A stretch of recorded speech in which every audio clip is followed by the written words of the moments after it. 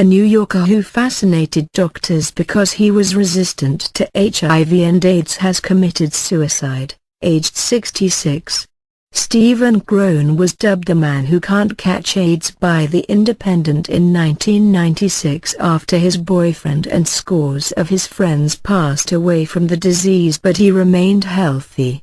Bravely, he volunteered to have his white blood cells exposed to HIV, but doctors were unable to infect him, even at concentrations thousands of times stronger than anything that would occur outside a test tube. But on August 23, he committed suicide, his sister Amy Crone Santagata said on Friday. "My brother saw all his friends around him dying, and he didn't die," M. Santagata said.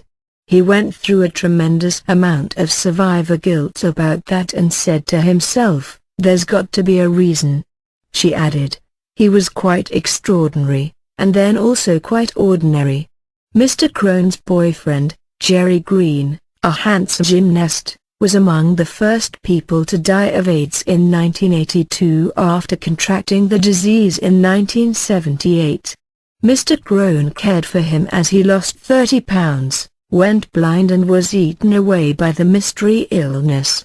In the years that followed, scores of the couple's friends died of AIDS, but he never got ill, despite being as sexually active as them all and not taking any special precautions.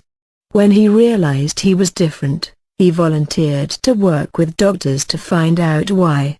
"I couldn't infect the CD4 cells," Dr. Bill Paxton, who worked at the Aaron Diamond AIDS Research Center in New York, said. "I'd never seen that before."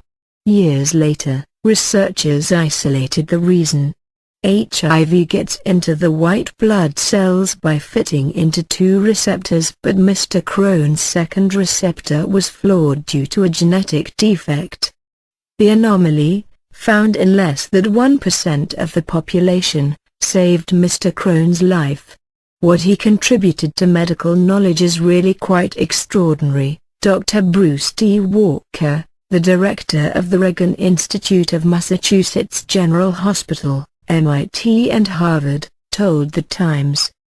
The research based on Mr. Crone's defective blood cells has led to a drug, Maraviroc, that blocks the CCR5 receptor, keeping infection from spreading once patients have caught HIV. According to The Times, an AIDS patient was effectively cured in 2006 after receiving a bone marrow transplant from a donor who had the same mutation.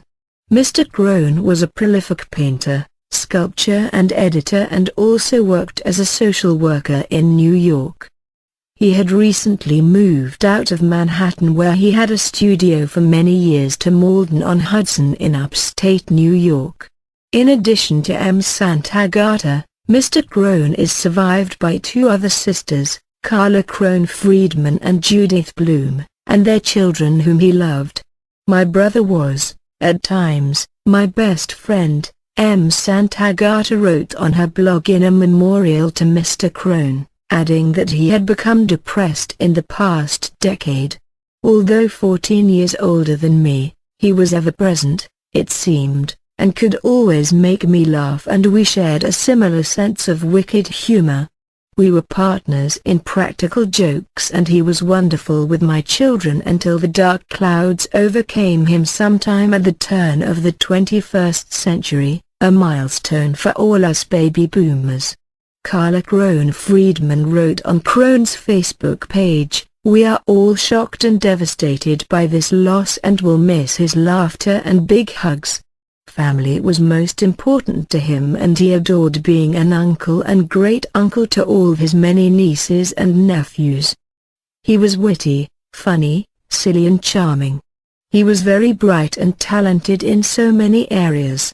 He is now at peace and with people who he loved so much on this earth."